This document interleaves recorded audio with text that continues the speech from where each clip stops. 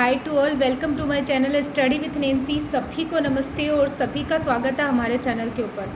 आज का जो सेशन है वो मोस्टली राजस्थान के जो रीट मेंस की, पटवार की और इसके साथ में ही राजस्थान पुलिस की तैयारी करने वाले सभी स्टूडेंट, यानी कि ऑल कॉम्पिटिटिव एग्ज़ाम की तैयारी करने वाले सभी स्टूडेंटों के लिए यूज़फुल रहने वाला है, क्योंकि इसमें जो है वो राजस्थान में लोक संगीत से क्वेश्चन पूछा जाता है।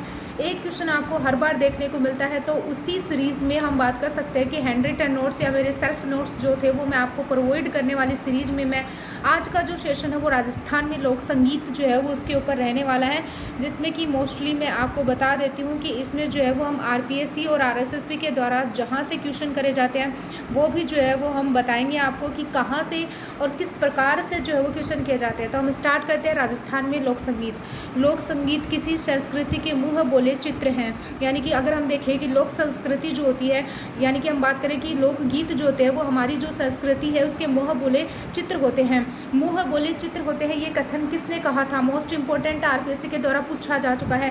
देवेंद्र सत्यार्थी के द्वारा ये बात कही गई थी कि लोकगीत जो होते हैं वो हमारी संस्कृति के मुँह बोले चित्र होते हैं। रविंद्रनाथ टैगोर ने लोकगीतों को संस्कृति का सुखद संदेश ले जाने वाली कला कहे हैं।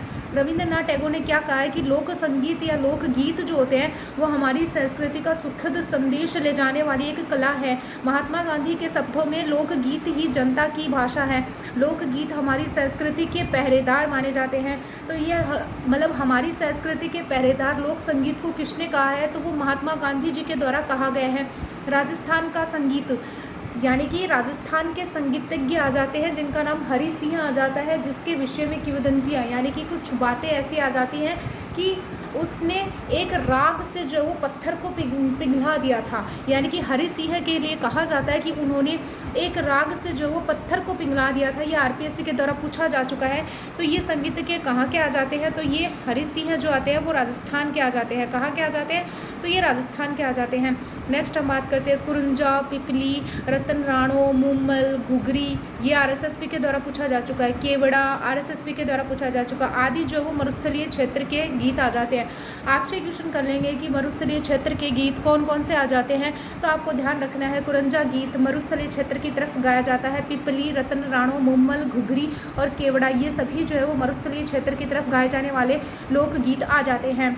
इसके बाद में हम बात करते हैं पटलिया, जो कि आरएसएसबी के द्वारा पूछा जा चुका है। बिछिया, लालर, माछर, नोखीला, थारी, उटारी, असवारी, नावरी, असवारी, शिकार आदि आदिवासी क्षेत्र पर्वतीय गीत माने जाते हैं। मोस्ट इंपॉर्टेंट है, रीट में भी पूछा जा चुका है।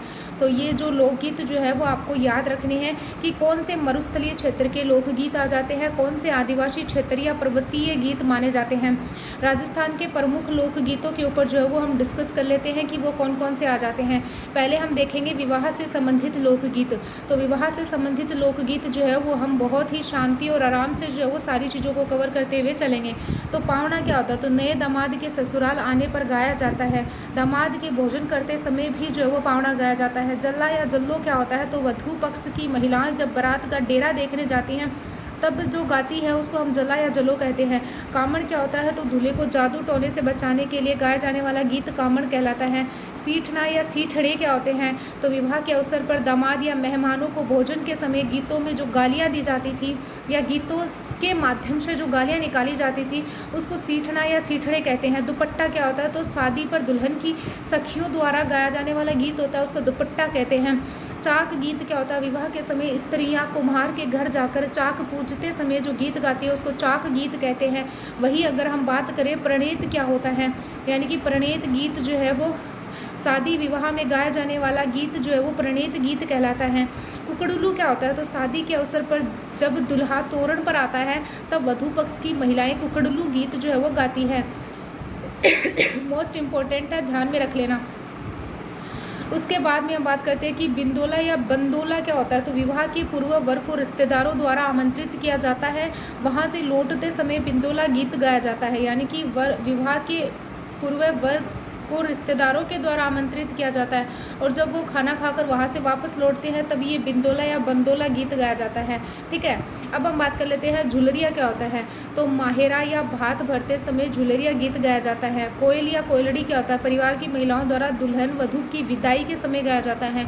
अरणी गीत क्या होता है, तो विवाह के बाद जब बेटी अपने ससुराल जाती है तब अरणी नामक विदाई गीत गाया जाता है। मोरिया थाई रे थाई, ये कोयल और ये अरणी में जो डिफरेंट जो तुलना मतलब इन दोनों के मध्य जो अंतर आ जाता है उसको ध्यान में रखना कि कोयल या कोयलड़ी गीत तो जब वधू के शादी होने के बाद में जब उसको विदा किया जाता है तब ये गाया जाता है। अरणी गीत जब वो अपने ससुराल यानी कि विवाह के बाद जब बेटी अपने ससुराल जाती है तब अरणी नामक विदाई गीत जो है वो गाया जाता है। तो इन दोनों को जो वो अच्छे तरीके से जो है वो ध्यान में रखते हुए आपको याद रखना है। मोरिया थाई रे थाई, ग्रासियों द्वारा इस गीत में दूल्हे की प्रशंसा की जाती है। फलसड़ा क्या होते हैं, यह गीत विवाह के अवसर पर मेहमानों के आगमन पर गाए जाते हैं। खम्मा गीत क्या होते हैं, दूल्हे की प्रशंसा में गाया जाने वाला गीत। बरसू गीत क्या होता है, तो विवाह से पूर्व दूल्हे को आशीर्वाद देने के लिए समारोह आयोजित किया जाता है। इस अवसर पर दूल्हे के परिवार की महिलाओं के द्वारा कौन सा गीत गाया जाता है, तो बरसू गीत गाया जाता है। बरसों गीत जो है वो गाया जाता है। अब हम जो है वो कुछ विरह गीत पर भी डिस्कस कर लेते हैं, क्योंकि विरह गीत से भी जो वो क्वेश्चन बन जाता है, तो हम कुछ विरह गीत भी देख लेते हैं। ओके, मेरे अकॉर्डिंग आपको सभी को ये जो है वो दिख रहे होंगे, तो आप सभी अपने अपने नोट्स बना लेना। विरह के गीत कुरंजा, इस गीत के माध्यम से विरहनी अपने प्रियतम को कुरंजा पक्षी के माध्यम से संदेश पहुंचाना चाहती है। इसमें कुरंजा को विरहनियों का पक्षी कहा जाता है। कुरंजा को क्या कहा जाता है, विरहनियों का पक्षी कहा जाता है। आरपीएससी के द्वारा पूछा जा चुका है। झोरावा क्या होता है, पति के प्रदेश जाने पर उसके वियोग में जैसलमेर क्षेत्र में, मोस्ट इंपॉर्टेंट है, जैसलमेर क्षेत्र में झोरावा गीत गाया जाता है। आरएसएसपी के द्वारा पूछा जा चुका है। सुवटियो भील स्त्री, मोस्ट इंपॉर्टेंट, द्वारा गाया जाने वाला विरह गीत जो होता है वो सुवटियो कहलाता है। राजस्थान पुलिस में पूछा जा चुका है। पिपली, वर्षा ऋतु में गाया जाने वाला गीत मुख्यतः शेखावाटी में तथा मारवाड़ बीकानेर में भी गाया जाता है। इसमें प्रेयसी अपने प्रदेश गए पति को जो है वो बुलाती है। पपैया, इस गीत में प्रेमी को बाग में बुलाने का प्रेमिका का जो है वो अनुरोध होता है, जिसे नायक ठुकरा देता है। दाम्पत्य प्रेम के आदर्श का परिचायक जो होता है वो पपैया कहलाता है। ठीक है, नेक्स्ट हम बात कर लेते हैं अगले गीत के ऊपर। पणिहारी क्या होता है, तो इसमें राजस्थानी स्त्रियों को प्रतिव्रता धर्म पर अटल रहना बताया गया जो होता है वो पणिहारी कहलाता है। इसमें राजस्थानी स्त्रियों को पतिव्रता धर्म पर अटल रहना बताया गया है। हिचकी क्या होता है, मेवात क्षेत्र का प्रसिद्ध गीत हिचकी आ जाता है। इसमें किसी की याद आने पर आने वाली हिचकी का वर्णन होता है। आप नहीं सोचते हो, अगर आपको हिचकी आती है तो आप ऐसे सोचते हो कि कोई ना कोई मुझे याद कर रहा होगा। लावणी, लावणी का अर्थ होता है बुलाने से। नायक द्वारा नायिका को लोकगीत के माध्यम से जो वो बुलाया जाता है। नायक के द्वारा नायिका को लोकगीत के माध्यम से बुलाया जाता है, उसको लावणी कहते हैं। नेक्स्ट हम बात कर लेते हैं सुपना। सुपना क्या होता है, स्वप्न से संबंधित विरह गीत है जिसमें रात्रि में आए स्वप्न का वर्णन होता है। कागा, कागा जो है वो विरहणीय नायिका कोई को देखकर अपने प्रियतम के आने का सगुन जो है वो मानती है। जैसे हमारे घर पे अगर कोई कौवा सुबह पहले आ जाता है तो हम क्या सोचते हैं कि आज कोई ना कोई तो हमारे घर पर आने वाला है, तो ऐसा हमारे राजस्थान में माना जाता है। चिरमी, चिरमी पौधे को संबोधित करते हुए लड़की जो है वो ससुराल में भाई और पिता को जो है वो याद कर गाती है। ओल्लू, और ओल्लू क्या होता है, अपने किसी प्रिय की याद में गाया जाने वाला गीत जो होता है उसको ओल्लू या फिर ओलू कहा जाता है। बेटी की विदाई पर भी इस महिलाओं के द्वारा जो है वो ये लोकगीत जो है वो गाया जाता है। बेटी की विदाई पर भी जो है वो इसे गाया जाता है। बेटी की विदाई के लिए मैंने 2 लोकगीत और बताए हैं, तो आप वो भी ध्यान में रखना, और तीसरा ये ओल्लू भी याद रखना। 12 मासा गीत मूलतः विरह प्रधान गीत इसको माना जाता है। इसमें 12 महीनों की प्राकृतिक विशेषताओं का वर्णन किया जाता है। डुंगरिया क्या होता है, तो ये गीत अपने ससुराल में बैठी एक स्त्री द्वारा अपने भाई के लिए गाया जाता है कि वह आए और उसे जो है वो मायके ले जाए, तो उसे जो वो डुंगरिया गीत कहा जाता है। नेक्स्ट हम बात कर लेते हैं क्षेत्र विशेष में प्रचलित लोकगीत, यानी कि किसी क्षेत्र विशेष में प्रचलित लोकगीत जो कि मोस्ट इम्पोर्टेंट है, क्वेश्चन किया जाता है। मुम्मल, जैसलमेर का प्रसिद्ध श्रृंगारिक जो वो लोकगीत माना जाता है। मुम्मल जो है वो जैसलमेर का प्रसिद्ध श्रृंगारिक लोकगीत माना जाता है। मुम्मल लोद्रवा की राजकुमारी थी। महेंद्र अमरकोट का राजकुमार था। ऐतिहासिक प्रेमाख्यान पर आधारित ये गीत आ जाता है। ढोला मारू यह सिरोही का लोकगीत है, राजस्थान पुलिस में पूछा जा चुका है। इसे मुख्यतः ढाडी गाते हैं। कौन गाते हैं? मोस्ट इंपॉर्टेंट है, ढाडी के द्वारा ढोला मारू गाया जाता है और ये सिरोही का लोकगीत आ जाता है। ढोला क्या होता है? तो नरवन झालावाड़ का राजकुमार और मारू पोंगल बीकानेर की राजकुमारी की प्रेम कथा पर आधारित जो है वो ये लोकगीत ढोला मारू आ जाता है। हमसीडो मोस्ट इंपॉर्टेंट, मेवाड़ के भीलों का प्रसिद्ध लोकगीत हमसीडो, जिससे स्त्री और पुरुष ये बहुत बार पूछा जाता है। हमसीडो यानी कि हमसीडो साथ साथ, तो राजस्थान पुलिस में पूछा जा चुका है कि स्त्री और पुरुष दोनों मिलकर जो है वो हमसीडो गीत गाते हैं। नेक्स्ट हम बात कर लेते हैं बिछुड़ा। बिछुड़ा ये हाड़ौती क्षेत्र का लोकप्रिय गीत है। इसमें महिला जिसे बिच्छू ने डस लिया, अपनी मृत्यु के बाद वह अपने पति को दूसरी शादी करने के लिए संदेश देती है या कहती है कि आप मेरी मृत्यु के बाद में दूसरी शादी कर लेना, इस लोकगीत के माध्यम से। घुड़ला, मारवाड़ क्षेत्र में होली के बाद घुड़ला त्योहार के अवसर पर यह गीत गाया जाता है। घुड़ला कौन आ जाते हैं वो हम जब राजस्थान की हिस्ट्री आपको कंप्लीट करवाएंगे तब आपको बताएंगे। पंछीड़ा, हाड़ौती व ढूढ़ाड़ में मेले के अवसर पर अलगोजा ढोलक मंजीरे के साथ में गाया जाता है, उसको बोलते हैं। मतलब पंछीड़ा जो है वो किन वाद्य यंत्रों के साथ में गाया जाता है? तो अलगोजा ढोलक मंजीरे मोस्ट इंपॉर्टेंट है। मरसिया, मारवाड़ में किसी प्रसिद्ध व्यक्ति की मृत्यु होने पर गाया जाने वाला जो होता है वो मरसिया है। लूणा घर क्या होता है? मोस्ट इंपॉर्टेंट है कि लूणा घर क्या होता है। मतलब पहले वाला पढ़ाई नहीं हो रही है, अपना पेज जो है ना फास्टली इतना फास्ट जाएगा जैसे सब कुछ पढ़ लिया। लूणा घर क्या होता है? तो ये वर्षा ऋतु पर उदासी भरा गीत है। इसमें लूणी नदी की बाढ़ का वर्णन किया जाता है। लूणा घर जो होता है तो उसमें लूणी नदी की बाढ़ का वर्णन इसमें किया जाता है। अन्य लोकगीत के ऊपर जो वो डिस्कस कर लेते हैं। अन्य लोकगीत कौन से हैं? जांगड़ा क्या होता है? जांगड़ा देखो मोस्टली मैंने इतने बढ़िया बढ़िया लेवल के वन लाइनर जो फैक्ट है वो आपके लिए लेकर आई हूँ, जो आपको गाइड में भी नहीं मिलेंगे।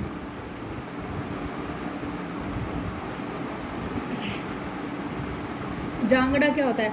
जंग का अर्थ होता है युद्ध। वीरतापूर्ण गीतों को जो वो जांगड़ा कहा जाता है। तो वीरतापूर्ण जो गीत होते हैं उनको जांगड़ा कहा जाता है। इंडोनी क्या होता है? महिलाएं पानी भरने जाते समय गाती हैं, मारवाड़ में सर्वाधिक प्रचलित है। बधावा या बधावणा गीत क्या होता है? तो ये शुभ कार्य संपन्न होने पर गाया जाने वाला जो गीत होता है उसको बधाई गीत भी बोलते हैं। इसको जच्चा, बच्चे के जन्म के पुत्र जन्मोत्सव पर अवसर पर गाया जाने वाला गीत जच्चा कहलाता है। होलर क्या होता है? तो बच्चे के जन्म पर नवजात शिशु को संबोधित कर गाया जाता है, उसको होलर कहते हैं। ये राजस्थान पुलिस में पूछा जा चुका है। नेक्स्ट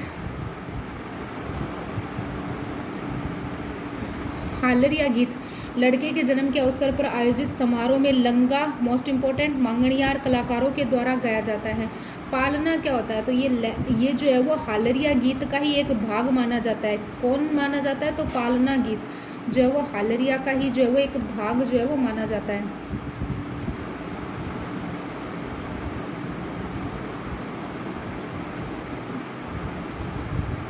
बाईसा गीत क्या होता है? तो बाईसा लड़कियों और महिलाओं के जीवन के विभिन्न अवसरों पर उनके लिए गाया जाने वाला गीत जो होता है उसे बाईसा गीत कहते हैं। घुघरी क्या होता है? तो बच्चे के जन्म पर जो गाया जाता है उसे घुघरी कहा जाता है। लोरी, माँ के द्वारा अपने बच्चे को सुलाने के लिए गाया जाने वाला गीत लोरी कहलाता है। जीरो, पत्नी अपने किसान पति को जीरो की खेती न करने के लिए यानी कि जीरे की खेती न करने का अनुरोध करती है। ये पश्चिमी राजस्थान में प्रचलित है। तो जीरो गीत कहाँ प्रचलित है? तो ये पश्चिमी राजस्थान में प्रचलित है। और जीरो यानी कि पत्नी अपने किसान पति को ये बोलती है कि आप जीरे की खेती मत कीजिए। गोरबंद, गोरबंद जो होता है इसे ऊँट के श्रृंगार का वर्णन यानी कि गोरबंद में जो ऊँट के श्रृंगार का वर्णन किया जाता है। गोरबंद ऊँट के गले का आभूषण भी है। आरपीएससी के द्वारा पूछा गया। धमाल क्या होता है? तो शेखावाटी में होली के अवसर पर चंग वाद्य यंत्र बजाते हुए गाए जाने वाले गीत को धमाल कहते हैं। फाग क्या होता है? तो फाल्गुन के महीने में होली के अवसर पर गाया जाने वाला गीत जो होता है उसे फाल्गुन कहते हैं। मोरिया, यह एक सरस लोकगीत है। सगाई के बाद विवाह में देरी पर कन्या द्वारा गाया जाता है। कौन सा गीत गाया जाता है? मोरिया। जकड़िया, पीर संतों की प्रशंसा में गाया जाने वाला जो धार्मिक गीत होता है उसे जकड़िया कहा जाता है। हिंडा क्या होता है? सहरिया जनजाति द्वारा दीपावली के अवसर पर गाया जाने वाला गीत जो होता है वो हिंडा है। लहंगी, सहरिया जनजाति के द्वारा वर्षा ऋतु में गाया जाता है, उसे लहंगी कहते हैं। आला, तो सहरिया जनजाति के द्वारा वर्षा ऋतु में गाया जाता है, उसे आला कहते हैं। आला कहते हैं, क्या कहते हैं? आला कहते हैं। ठीक है, अब हम नेक्स्ट डिस्कस कर लेते हैं कि बदली या बादली क्या होता है। और फास्ट मतलब कुछ भी।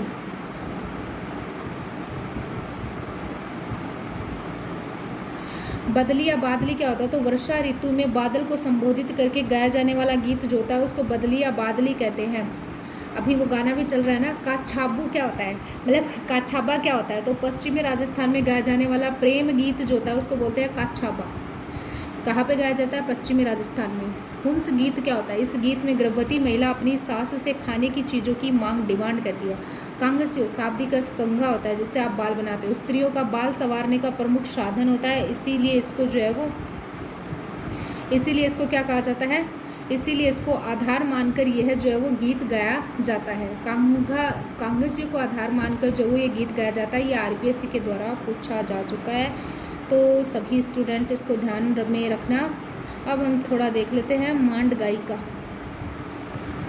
मांड गायिकी के बारे में देख लेते हैं कि इससे रिलेटेड क्या क्या फैक्ट आ जाते हैं। ओके, मांड गायिकी 10वीं व 11वीं शताब्दी में जैसलमेर क्षेत्र को मांड क्षेत्र कहा जाता था। मोस्ट इम्पोर्टेंट है, अतः यहाँ विकसित हुई गायन शैली मांड गायन शैली कहलाई। मांड गीत राजस्थान के बीकानेर जैसलमेर क्षेत्रों में गाए जाते हैं। मोस्ट इम्पोर्टेंट है कि मांड गीत जो है वो कहाँ गाए जाते हैं? तो बीकानेर और जैसलमेर क्षेत्रों में गाया जाता है। मोस्ट इम्पोर्टेंट महिला का नाम है अल्लाह जिला बाई। मांड गायिका आरएसएसबी के द्वारा पूछा भी जा चुका है। राजस्थान की पहली महिला मांड गायिका कौन आ जाती है? तो अल्लाह जिलाई बाई आ जाती है। इन्हें मरु कोकिला या मरुभूमि की कोकिला कहा जाता है। इनका जन्म बीकानेर में हुआ। बचपन में उस्ताद हुसैन बख्श से संगीत की शिक्षा इन्होंने ली थी। 1987 में इन्होंने लंदन के अल्बर्ट हॉल में अपनी प्रस्तुति दी थी। इन्हें 1982 में पद्मश्री भी मिला था। राजस्थान में राज्य गीत केसरिया बालम पधारो हमारे देश के गायन में से जो है वो ये महिला प्रसिद्ध हुई थी। यह आरपीएससी के द्वारा पूछा जा चुका है, तो ध्यान रख लेना, इनको छोड़ो आप। 2003 में 5 रुपये का डाक टिकट जो है वो अल्लाह जिला बाई के ऊपर जो है वो जारी किया गया था। अन्य मांड गायिका जो है वो हम देख लेते हैं। गौरी देवी बीकानेर, इन्हें मांड मल्लिका कहा जाता है, यानी कि गौरी देवी जो है इनको बीकानेर में मांड मल्लिका के नाम से जाना जाता है। यह आरएस में भी पूछा जा चुका है, आरएसएसबी में। मांड मल्लिका किसे कहते हैं? तो गौरी देवी को, जो कि बीकानेर से इनका संबंध आ जाता है। गौरी देवी पाली की प्रसिद्ध मांड गायिका है, आरएसएसपी के द्वारा पूछा जा चुका है। गौरी देवी भैरवी युक्त मांड गाती हैं। गौरी देवी जो है वो कौन सी जो है वो मांड गाती है? तो भैरवी युक्त मांड गाती है। श्रीमती बन्नो बेगम, बन्नो बेगम मोस्ट इम्पोर्टेंट है, जयपुर की प्रसिद्ध मांड गायिका है। मांगी बाई आर्य उदयपुर की प्रसिद्ध मांड गायिका है। मांगी बाई कहाँ की आ जाती है? उदयपुर की प्रसिद्ध मांड गायिका आ जाती हैं। जमीला बानो जोधपुर से संबंधित है, जैसे याद रख लेना, जोधपुर जैसे जमीला, तो जमीला बानो जो है वो जोधपुर से संबंधित है। मांगणियार गायकी जो है वो कहाँ की प्रसिद्ध है? तो बाड़मेर और जैसलमेर की। मांगणियार जाति के लोग शुभ अवसरों पर गाते हैं। गायन वादन इनका महत्वपूर्ण पेशा है। मांगणियार जाति मूलतः सिंध प्रांत की मुस्लिम जाति है। इस गायन शैली में 6 राग और 36 रागणियाँ मोस्ट इम्पोर्टेंट का यूज़ होता है। मांगणियार गायन में मुख्य वाद्य यंत्र जो यूज़ किया जाता है वो कामेचा व खड़ताल आ जाते हैं। सदिक खां मांगणियार प्रसिद्ध खड़ताल वादक है। कमल साकर खां प्रसिद्ध कामेचा वादक है। कैसे याद रख लेना? कामेचा कैसे? कमल साकर। और सदीक खां मांगणियार जो आते हैं वो प्रसिद्ध खड़ताल वादक आ जाते हैं। वही अगर हम बात करें रुकमा मांगणियार विकलांग गायिका जो कि बाड़मेर की आ जाती है। रुकमा मांगणियार जो है वो विकलांग गायिका है जो बाड़मेर की आ जाती है। प्रसिद्ध गायक व खड़ताल वादक सदीक खां की स्मृति में सदीक खां मांगणियार लोक कला अनुसंधान परिषद लोक रंग की स्थापना जयपुर में 2002 ईस्वी में करी गई थी। मोस्ट इम्पोर्टेंट है, ध्यान रखना है सारी चीज़ें। अब हम बात कर लेते हैं ध्रुपद गायन शैली। ध्रुपद गायन शैली तो गोहर वाणी, इसकी उत्पत्ति ग्वालियर से हुई थी। इसके जनक कौन माने जाते हैं? तानसेन। तानसेन जो है वो अकबर के 9 रत्नों में भी आ जाते हैं। जब मैंने स्टडी करी थी तब मैंने ये लिखा था, तो मतलब तानसेन का नाम याद आते ही आपको ये याद आना चाहिए कि अकबर का ये 9 रत्न था, तो अकबर के 9 रत्न वाले व्यक्ति कौन कौन आ जाते हैं। तो ये मैंने अब साथ साथ में ये सारी चीज़ें लिख ली थी। तो आप ऐसे स्टडी करोगे तभी जाके आपका जीके जो है वो स्ट्रॉन्ग होगा। डागुर वाणी इसकी उत्पत्ति जयपुर से मानी जाती है। इसके प्रवर्तक ब्रजनंद डागर थे। खंडार वाणी की उत्पत्ति उनियारा टोंक से हुई थी। इसके जनक खंडार के शासक समोखन सिंह है। नोहर वाणी इसकी उत्पत्ति भी जयपुर से हुई। इसके जनक श्रीचंद नोहर थे। राज्य की एकमात्र ध्रुपद गायिका मधुबट तलंग है। मोस्ट इम्पोर्टेंट है क्योंकि राज्य की एकमात्र ध्रुपद गायिका कौन आ जाती है? तो मधुबट तलंग आ जाती है। फहीमुद्दीन डांगर उदयपुर से रिलेटेड हैं, ध्रुपद गायिका के लिए प्रसिद्ध है। 2012 में इनको जो वो पद्मश्री से सम्मानित किया गया था। तो पद्मश्री से सम्मानित किनको किया गया था? फहीमुद्दीन डांगर को किया गया था। प्रमुख रचनाएं देख लेते हैं संगीतज्ञ की। तो मोस्ट इम्पॉर्टेंट रचनाएं मैं आपके लिए लेकर आई हूँ जो कि आपके एग्ज़ाम के अकॉर्डिंग बहुत ज़्यादा जो है वो पूछे जाते हैं। सवर सागर जो है वो चांद खां, स्वाई प्रताप सिंह के संगीत गुरु कौन आ जाते हैं, तो वो चांद खां आ जाते हैं जिनके द्वारा सवर सागर लिखी गई थी। चांद खां के द्वारा सवर सागर लिखी गई थी जो कि स्वाई प्रताप सिंह के संगीत गुरु आ जाते हैं। स्वाई प्रताप सिंह के द्वारा ब्रज निधि ग्रंथावली लिखी गई थी। देवर्षि ब्रजपाल भट्ट के द्वारा राधा गोविंद संगीत सार लिखा गया था। ब्रजपाल, ब्रज से याद रख लेना राधा गोविंद संगीत सार, प्रताप से याद रख लेना ब्रज निधि, और चांद खां से याद रख लेना सवर। ठीक है। सोमपाल संगीत रत्नावली, रत्नावली से सोम से याद रख लेना रत्नावली। अब हम बात कर लेते हैं कुछ पंडुरिक विट्ठल की रचनाओं के बारे में। राग मंजरी, राग में से मंजीरी और राग में से माला और नृत्य निर्णय। राग मंजीरी क्या करती है, नृत्य करती है, तो नृत्य निर्णय जो वो पंडुरिक विट्ठल की आ जाती है। राग मंजीरी पंडुरिक विट्ठल की आ जाती है। राग माला, माला पहन के मंजीरी जो है वो नृत्य करती है, तो ये पंडुरिक विट्ठल की आ जाती है। ठीक है। अब हम बात कर लेते हैं अगली रचना के ऊपर। द्वारिका नाथ भट्ट की रचना आ जाती है राग चंद्रिका। चंद्रिका जो थी वो द्वार के सामने गई थी, तो राग चंद्रिका किसकी आ जाती है, द्वारिका भट्ट की आ जाती है। राग दर्पण फ़कीरुल्लाह की आ जाती है। फ़कीर जो थे वो अपने आप को दर्पण में देखते हैं, तो राग दर्पण किसकी आ जाती है, तो फ़कीरुल्लाह की आ जाती है। यानी कि रोने के बाद में जब हम दर्पण में देखते हैं तो हम जो है वो बहुत ही ज़्यादा अच्छे नहीं लगते हैं। ये सिर्फ एक याद कराने का ज़रिया है जिससे कि आपको सारी जो रचनाएं हैं वो याद हो जाए, क्योंकि अगर आप उनको रटने के लिए बैठोगे तब आपको अच्छी तरीके से याद नहीं होंगी। ये मतलब लॉन्ग टाइम मेमोरी में आपके नहीं रहेंगी, कुछ टाइम के लिए याद रह सकती है, लेकिन लंबे समय तक याद रखने के लिए आपको कुछ ना कुछ चीज़ों को इनके साथ में जोड़ना पड़ेगा। संगीत दर्पण पंडित दामोदर मिश्र, तो दै से याद रख लेना दर्पण, दै से दामोदर। यहाँ पर राग दर्पण जो वो फ़कीरुल्लाह का आ जाता है, रै से रुल्ला और रै से राग। ओके। संगीत परिजात अहोबल का आ जाता है। परिजात यानी कि हराने वाला सा सेंस आ रहा है, तो बल के द्वारा ही तो हम हरा सकते हैं ना, तो परिजात अहोबल का आ जाता है। संगीत राग कल्पद्रुम, तो कृष्णानंद व्यास, कल्पद्रुम यानी कि खेलने का सेंस आ रहा है, तो कृष्ण भगवान खेला करते थे, तो कृष्णानंद व्यास की जो वो संगीत राग कल्पद्रुम आ जाती है। हमीर रणथंभोर, हमीर की रचना संगीत हार आ जाती है से याद रख लेना हार और है से याद रख लेना हमीर। सिंगार हार रचना हमीर रणथंभोर की आ जाती है। संगीत घराना और कलाकार, यानी कि कुछ हम संगीत घराने देख लेते हैं और उनसे जुड़े हुए कुछ कलाकार देख लेते हैं। तो जयपुर घराना, पहले हम देखते हैं जयपुर घराना जो है वो इसके कलाकार, जयपुर घराने के कलाकार कौन आ जाते हैं, तो जयपुर घराने के कलाकार मनरंग भूपत खां आ जाते हैं। जयपुर घराने के कलाकार कौन आ जाते हैं, मनरंग भूपत खां आ जाते हैं। मेवाती गाना घग्गे खां व मोतीराम ज्योतिराम आ जाते हैं, मोतीराम ज्योतिराम आ जाते हैं। डांगर घराना का बहराम खां आ जाते हैं। जोधपुर रंगीला घराना के रमज़ान खान रंगीले आ जाते हैं। मथुरा के घराना जो आता है उसके मेहताब खां आ जाते हैं, मैं से मथुरा मैं से मेहताब खां। दिल्ली घराना के जो वो सदा रंग आ जाते हैं, और उसके साथ में आगरा घराना के नन्हे खां और सलीम खां आ जाते हैं। आगरा घराने के कौन आ जाते हैं, तो नन्हे खां और सलीम खां आ जाते हैं। नेक्स्ट हम बात कर लेते हैं अतरौली घराना, अतरौली घराना के मानलोत खां आ जाते हैं। रुलाने वाले फ़कीर के नाम से इनको जाना जाता है, तो ये मानलोत खां जो आते हैं इनको रुलाने वाले फ़कीर के नाम से जाना जाता है, और ये अतरौली घराने से इनका संबंध आ जाता है।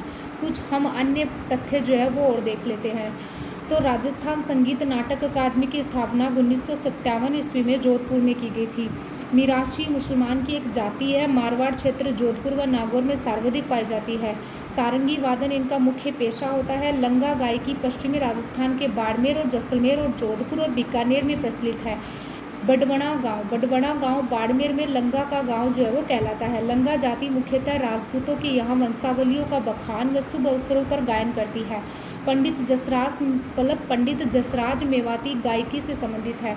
ये पंडित जसराज जी के बारे में जो है वो RSSB के द्वारा पूछा जा चुका है। पेपे खां का सहनाई, ये याद रखना कि पेपे खां का जो है वो सुरनाई और उसके साथ में मुरुली के जो है वो कुशल वादक आ जाते हैं।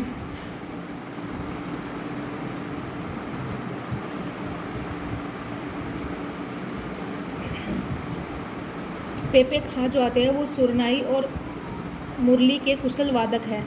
लाखा खां प्यालीदार, यानी कि लाखा खां प्यालेदार सिंधी सारंगी वादक 2021 में पद्मश्री से सम्मानित किया गया था इनको। आगे हम कुछ और फैक्ट देख लेते हैं। राजस्थान का कबीर यात्रा का संबंध गायन से है। कबीर यात्रा एक लोक संगीत समारोह है। विख्यात गजल गायक जगजीत सिंह का पैतृक निवास श्रीगंगानगर है। इन्हें मरणोपरांत 2012 में राजस्थान रत्न, तो किन्हें जो है वो राजस्थान रत्न दिया गया था, तो गायक जगजीत सिंह को जो है वो मरणोपरांत राजस्थान रत्न दिया गया था। ओके, तो विख्यात गजल गायक जगजीत सिंह को जो है वो मरणोपरांत 2012 में राजस्थान रत्न से सम्मानित किया गया। प्रसिद्ध गजल गायक मेहंदी हसन, राजस्थान के झुंझुनू जिले में जो है इनका जन्म हुआ था। ये राजस्थान पुलिस में पूछा जा चुका है। चंपा मेथी पश्चिमी राजस्थान में लोक गायन के लिए प्रसिद्ध पति पत्नी की जोड़ी जो होती है उसको बोलते हैं पातुर। मारवाड़ क्षेत्र में नाचने वाली पेशेवर महिलाओं को जो है वो पातुर कहा जाता है, तथा पुरुषों को जागरी, क्या कहा जाता है, पुरुषों को जागरी कहा जाता है, महिलाओं को क्या कहा जाता है, पातुर कहा जाता है। भगतन क्या होता है, तो नाच गायन करने वाली वेश्याओं का एक वर्ग जो होता है उसको क्या बोलते हैं, भगतन बोलते हैं। क्या बोलते हैं, भगतन बोलते हैं। नेक्स्ट हम बात कर लेते हैं गणपत लाल डांगी, जिनका संबंध जोधपुर से है। ये अभिनय गायन लोक रंग की त्रिवेणी का जो है वो कहा जाता है इनको, मतलब अभिनय करने वाले, गायन करने वाले और लोक रंग बिखेरने वाले जो है वो उनका त्रिवेणी किनको कहा जाता है, तो गणपत लाल डांगी को कहा जाता है, जिनका संबंध जोधपुर से आ जाता है। इन्हें जो है वो गीगला का बापू बिजू भाई के उपनाम से भी इनको जाना जाता है। इन्होंने कई नाटकों की रचना करी है। तो जो गणपत लाल डांगी जो आ जाते हैं, इनको गीगला का बापू और उसके साथ में बिजू भाई के नाम से इनको जाना जाता है। वहीं हम बात कर लेते हैं कोमल कोठारी के बारे में। अभी बस जो है वो हमारा थोड़ा सा बच्चा है, फिर हम आपको जो है वो क्लास एंड कर देंगे कोमल कोठारी जी के बारे में। तो इनका जन्म कैसे, कोमल कोठारी कैसे कपासन चित्तौड़गढ़ में इनका जन्म हुआ था। इन्होंने जोधपुर के बोरुंदा में रूपायन संस्थान की स्थापना करी थी। कब करी थी, 1960 में। इन्हें 1983 ईस्वी में पद्मश्री से सम्मानित किया गया था और यह संस्था लोक संस्कृति को समर्पित है। इनके द्वारा जो रूपायन संस्था की स्थापना की गई थी यह लोक संस्कृति को समर्पित है। इसके बाद में बात करते हैं तालबंदी गायकी। यह गायकी औरंगजेब के समय संगीत पर पाबंदी लगा देने पर विस्थापित होकर आए कलाकारों के द्वारा सवाई माधोपुर में विकसित की गई थी। मोस्ट इम्पॉर्टेंट है कि तालबंदी गायकी जो है वो यह गायकी औरंगजेब के समय, जब औरंगजेब के समय जो वो संगीत पर बहुत पाबंदी लगा दी गई थी, तब ये गायकी जो थी वो विस्थापित होकर आए कलाकारों के द्वारा, यानी कि वहाँ से, यानी कि औरंगजेब के द्वारा जब संगीत पर पाबंदी लगा दी गई थी तो वहाँ से जो गायक थे वो उठकर जो है वो सवाई माधोपुर आए थे, तो वहाँ पर जो है वो सवाई माधोपुर में इसको विकसित किया गया था। तालबंदी गायकी मुख्यतः सवाई माधोपुर तथा करौली, धौलपुर, भरतपुर में प्रचलित है। इसे संगीत दंगल भी कहा जाता है। तो ताल गायकी जो होती है, यानी कि तालबंदी गायकी जो है ये मुख्यतः कहाँ फेमस है, तो ये तालबंदी गायकी सवाई माधोपुर, करौली, धौलपुर, भरतपुर में प्रचलित है। इससे जो है वो क्या कहा जाता है, संगीत दंगल भी कहा जाता है। हवेली संगीत नाथ द्वारा राजसमंद में प्रचलित है। मोस्ट इम्पॉर्टेंट, हवेली संगीत जो है वो नाथ द्वारा राजसमंद में प्रचलित है। ठीक है, तो ये हमने आपको जो है वो सारे लोकगीत और आपसे जो इम्पोर्टेंट फैक्ट पूछ सकते थे वो सारे मैंने करवा दिए हैं। तो अगर आपको कोई चीज़ें याद आती है तो आप मेरी तरह, जैसे कि मैं लिखती हूँ, ऐसे लिखकर जो है वो नोट्स बना सकते हो। ठीक है, तो ऐसे लिखने से जो है वो फ़ायदा ही होता है, तो ऐसे कर सकते हो आप। तो ये सारे जो है वो हमने सारी चीज़ें आपको कवर करवा दी हैं। तो अगर वीडियो अच्छा लगा हो तो लाइक, शेयर और सब्सक्राइब ज़रूर करें एंड टेलीग्राम चैनल ज़रूर ज्वाइन करें। Thank you and bye.